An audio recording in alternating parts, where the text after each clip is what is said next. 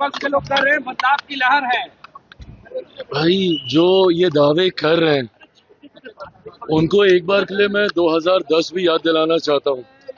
2005 में एनडीए की सरकार बनने के बाद जिस तरीके से 2010 में भी इसी तरीके से वोटिंग हुई थी और हम लोगों की सीटों की संख्या बढ़ी थी, तो ऐसे में आज मैं ये मानता हूं जिस तरीके से प्रोकम्बेंसी है, जिस तरीके से डबल इंजन की सरकार के ऊपर जनता का विश्वास बढ़ा है। पिछले एक साल से मेरे प्रधानमंत्री जी ने जो निरंतरता में बिहार आकर बिहार और बिहारियों के लिए योजनाओं को समर्पित करने का काम किया, इसने विश्वास बढ़ाया है हमारी डबल इंजन की सरकार के ऊपर। और मैं ये मानता हूं कि ये जो मत प्रतिशत बढ़ा है ये उसी विश्वास की वजह से बढ़ा है।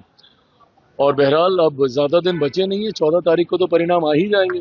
बट जो फीडबैक हम लोग के पास आ रहा है, जितने सर्वेस, जितने रुझान हम लोग के पास आए हैं, इस बात में हम लोग को कतई कोई संदेह नहीं है कि आउट ऑफ 121 सीट्स हम लोग 100 सीटें, 100 के आसपास की सीटें हम लोग बहुत आराम से जीत रहे हैं।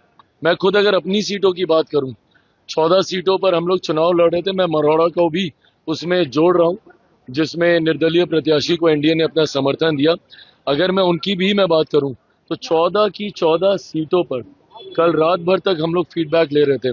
14 की 14 सीटें पॉजिटिव हैं और मैं मान रहा हूं कि ये सीटें भी हम लोग जीत रहे हैं।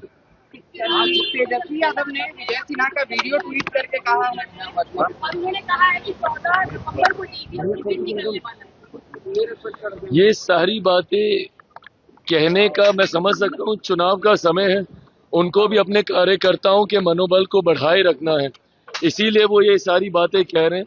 बट हर वो व्यक्ति जो बिहार की राजनीति को समझ रहा है और जो देख रहा है कि जिस तरीके से केंद्र सरकार हो, राज्य सरकार हो और पूरा एनडीए गठबंधन एकजुटता के साथ हम लोग चुनाव प्रचार में उतरे हुए हैं, इसमें कतई कोई संदेह नहीं है कि 14 नवंबर के बाद बिहार में हम लोगों की सरकार बनने जा रही है। और जिन लोगों को वापस से ईवीएम का जिन निकलते हुए समझ में आया, तो ये तो वही लोग हैं ना जो अभी तक ईवीएम को गाली दे रहे थे।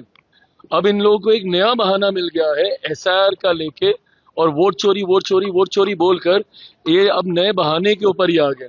बट अभी कुछ समय पहले तक तो इनको ईवीएम का जिन इन्हीं को खाने के लिए निकलता था, इनको लगता था कि उसमें धांधली हो रही है।